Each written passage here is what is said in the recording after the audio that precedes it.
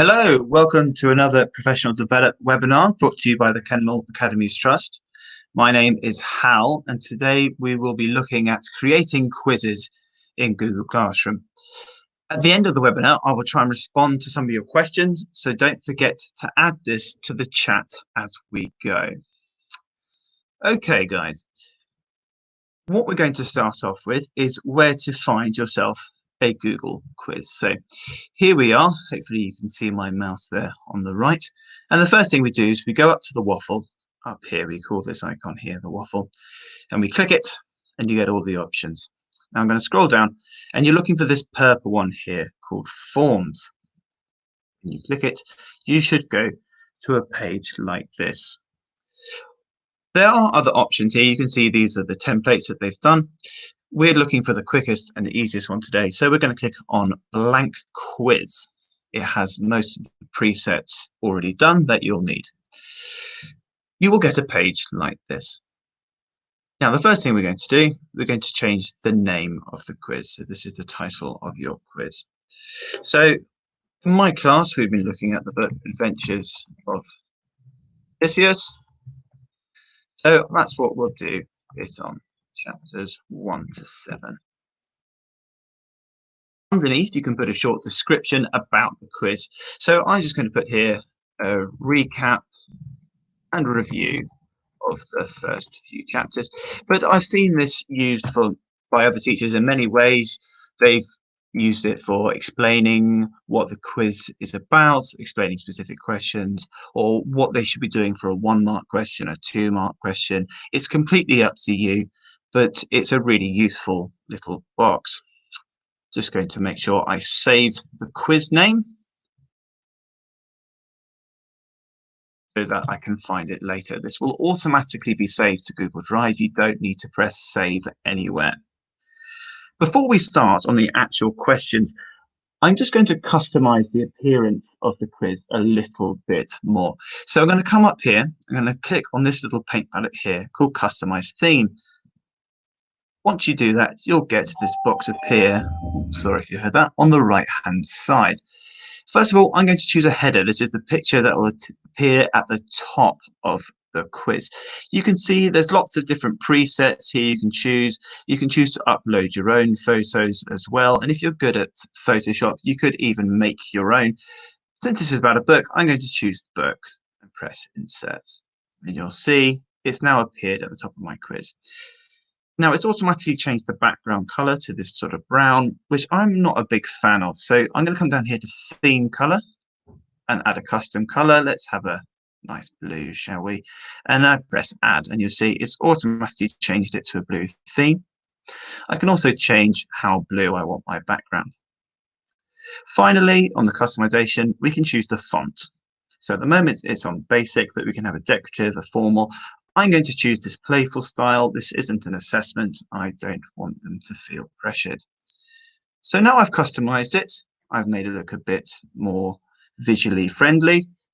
Let's get to the most important part. Let's add some questions. So there's lots of different varieties of question types you can choose. So if I click here on this box, you'll see I have options. I can have multiple choice, checkboxes, drop downs, multiple choice grids. I will talk you through how to make a few of these. So I'll start off with a multiple choice question. So first of all, let's put, where was Odysseus born? Now it's suggesting for me the correct answer. It's automatically done a search. It's suggesting of Ithaca, Odysseus of Ithaca. So if I click it, it will automatically add it as the correct option. I'm just going to get rid of the of though. I can now click here to add more options. So let's add a couple of incorrect ones. Let's put Crete and Sparta.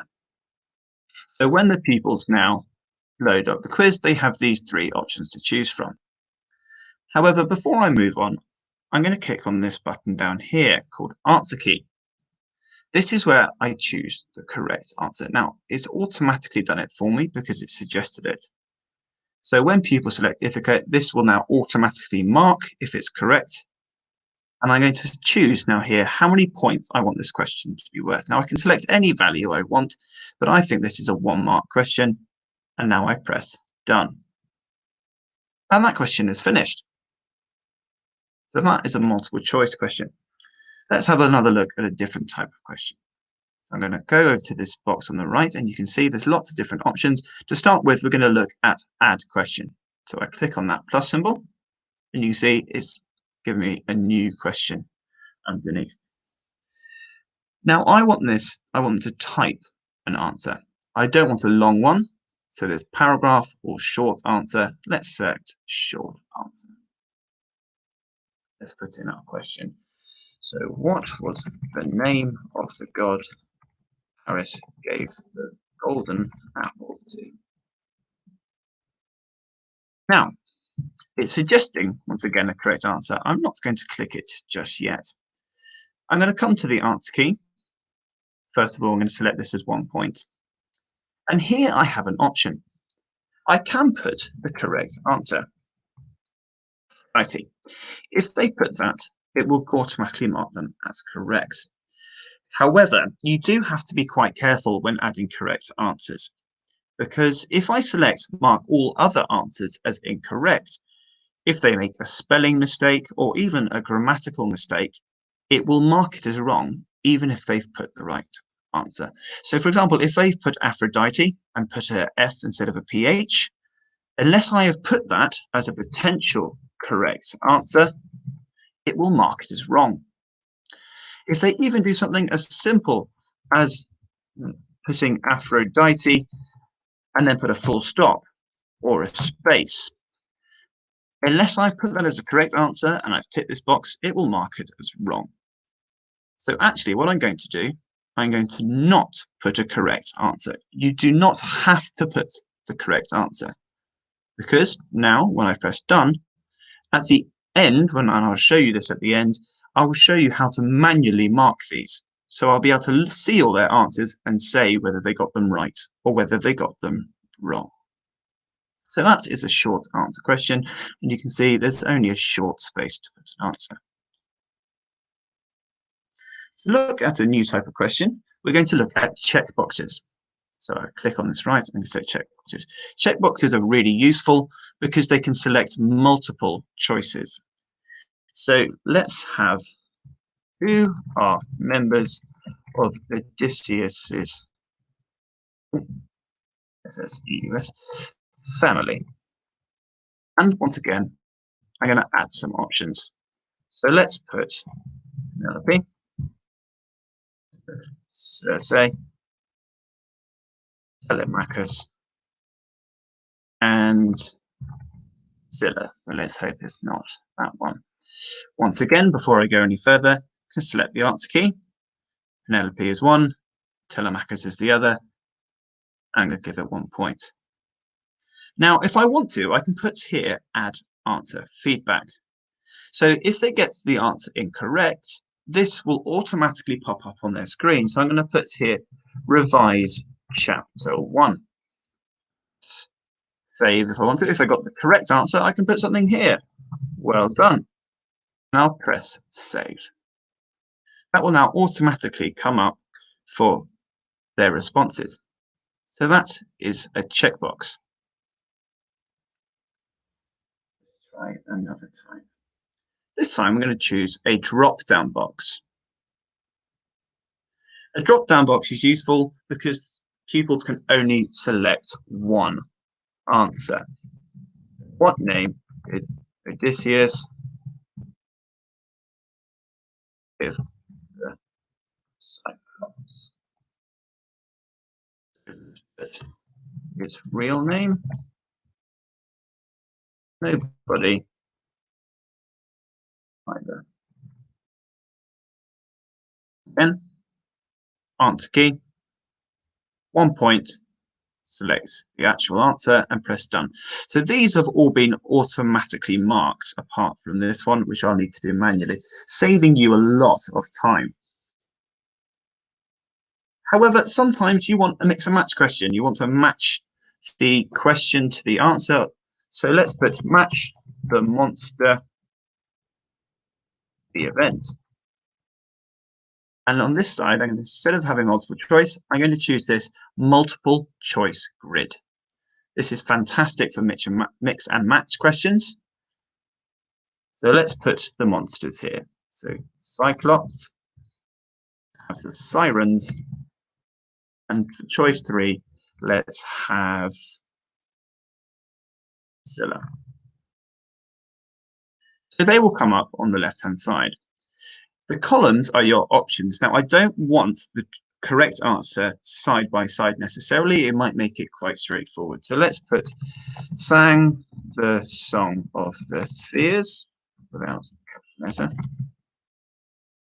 Sirens, let's put blinded in the eye, and finally 8/6 of his crew.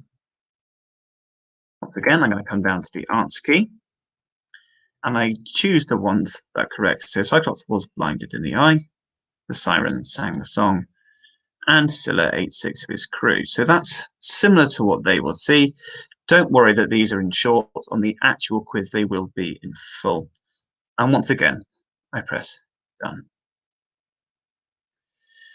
I'm going to show you one final type of question for the time being. And this one, we're going to choose a paragraph. I want a longer answer. First of all, I'm going to put read the passage. Okay? As Odysseus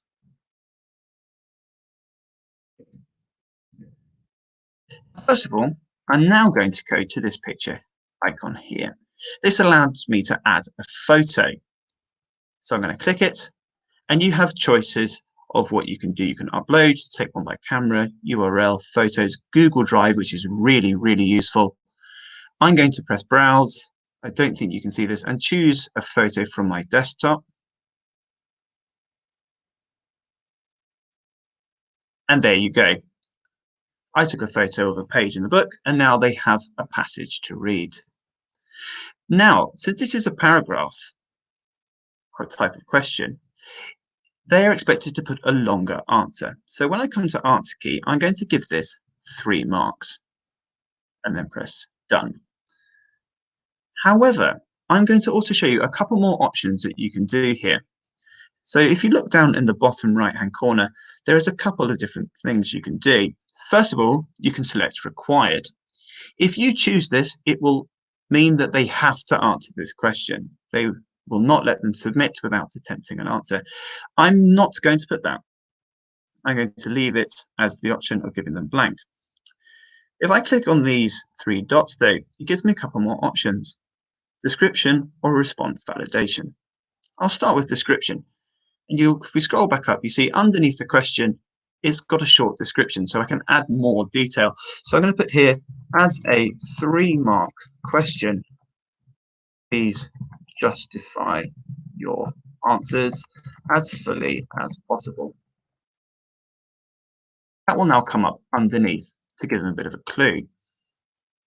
The other part is response validation, and you can customize how you want them to answer. So I'm going to have length and a minimum character count, and let's put number 50. That means they have to put 50 characters or it won't accept it as an answer. That means they can't just put the word bad, because it will tell them it needs more. It's quite useful if you want to make pupils have longer answers. I mean, 50 characters isn't very much, it's still only about a sentence, but at least it's a start.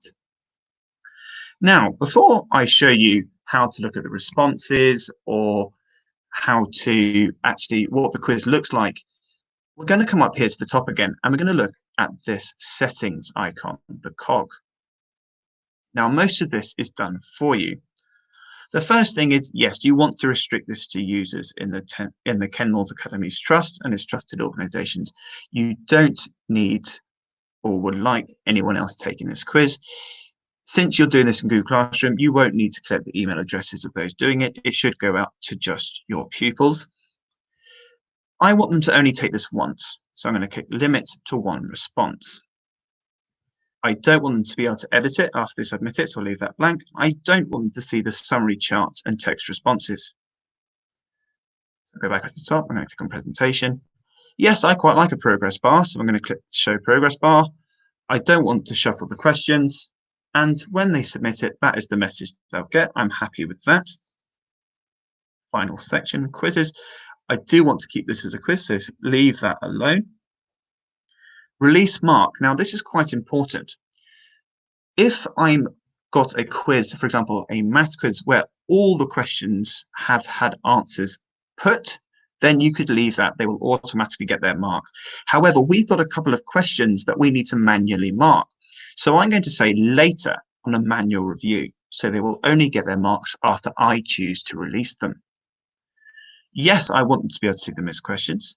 No, I don't want them to be able to see the correct answers until I release. But yes, I want to see the point values. And now I press save. So all those settings have now been saved. So let's go have a look at a preview. So if we come up here to the top again, you can see there's an eye symbol. That will allow us to preview what the quiz will look like to a student. So let's have a click. Here we go. So our title, our description, and our questions. And you can see it says the points over here. So let's put a few correct and a few incorrect. So let's get that one right. Let's get this one wrong. Let's get one right and one wrong. So here our drop down box. Let's get this one right. And then we've got our mix and match, and you can see, yes, all the words have come up. So let's get a couple right and one wrong. Read the passage below. Odysseus does Odysseus like music? Now, if you remember, we customized this. I'm going to put no. And then if I try and click away, it comes up with an error message. It says it must be at least 50 characters. So we've got to expand this answer because the sirens ruined all other music. And you see now it's going to let me submit it. I've not done a 3-mark answer, but at least it's forced me to do a longer answer than just a one word. If I now press submit, it will send it. It's not showing me my marks or scores just yet because we selected it. If I go back to the actual quiz now, you can see up here at the top it says responses. We have had a response even though it was us. If I click it, we are on summary. You can see we've got some statistical data. We can see how people have done. Now, since there's only been one submission, the average, the median, and the range is all the same.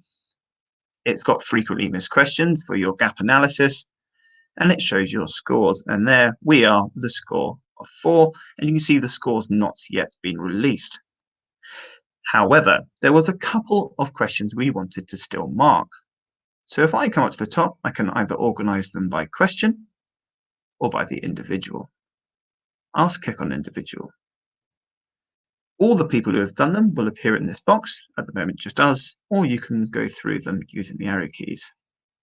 So this one's been done for us. This one we had to mark ourselves. Let's give that a 0. They didn't get it right. And if I click on add individual feedback, I can choose to give this pupil their own personal feedback. Check prologue. So now when they see it, they will get their own individual response to that question. Let's see, he got 1 right, but he didn't get them both. So I'm going to give that a score of 0 still. And that was the automatic feedback that everyone will get. Yes, he got that right, 2 right. Here, let's have a look. No, because the silence ruined all of the music for him. I think that's a 1 mark at best. And if I wanted to, I could once again add an explanation why he only or she only got 1 mark instead of 3. I then press save down here at the bottom. So if I go back to the summary, you can see it will now have updated that I gave a couple of extra marks, and this person's score is ready to be released. If I come down here and press release scores, it will release them all, and they will get an email saying that their scores have been released with their scores, and they'll be able to see how they've done and any feedback you've given. Now, the final thing I'm going to show you is a really handy feature that I find especially for a self-assessment tool. I'm going to scroll right down to the bottom of our questions. And on the right-hand side, you can see we've got some more options. So I can import questions, add a new title, I can add an image. If you want to add a video, that's really handy. You can do a YouTube search, or you can put in the direct URL and it will show videos. So you can have clips if you would like. But I'm going to choose this bottom one, add section. This will add a second page to our quiz. I'm going to call it self-assessment. And I will add a question. How confident did you feel? It's a very basic self-assessment, and you can see it's automatically changed it to a linear scale. So you have a choice between 1 and 5 that we could change it. So 1 being not at all confident, and 5 being extremely confident. I'm going to select this as required. I want everyone to answer this, but I'm not going to put it at any points. There is no correct answer for this. It's a self-assessment. Now, if I try having another preview, it's actually not going to let me because I selected that you can only do it once. So just for a moment, I'm going to have to stop limiting it to 1 response, but I will have to check that back after. Preview again. And once again, none of these I have to mark, so I'm not going to do them again. If you notice down the bottom now, it has a next page, page 1 of 2. If I press next, this comes up with the self-assessment. How confident did you feel? Well, I didn't answer any of these questions, so I'm going to put a 1, and then I press submit here. So a really handy self-assessment tool there. So I just flick back to the quiz, and you'll notice now there is a second response. It has automatically gone through, and this person got a 0, bringing our average right down. Fantastic. I'm just going to now make sure I restrict it back to 1 person per response and press save. And that's about it. Those are all the basics, how to add different questions in different formats, how to add pictures. We've not added a video, but you could do if you had one, and how to add a second page, which I find very helpful for self-assessments. Right. I'll now have a look and see if we have any questions, and I'll see if I can do my best to answer them. Nope, don't appear to have any questions. So in that case, that's the end of today's tutorial. Thank you for watching. Don't forget to like this video if it's been useful, and to subscribe to the Professional Development YouTube channel from TKAT to get updates in the future. There have been other webinars this week on different things to do with Google Classroom, how to set it up, overviews, that sort of thing. And also there's been differences from Key Stage 1 and Key Stage 2 and secondary school as well. So be sure to check those out. And there's a couple more coming up in the week and hopefully in the weeks following as well. So I hope this has been useful to you. Thank you for watching. Goodbye.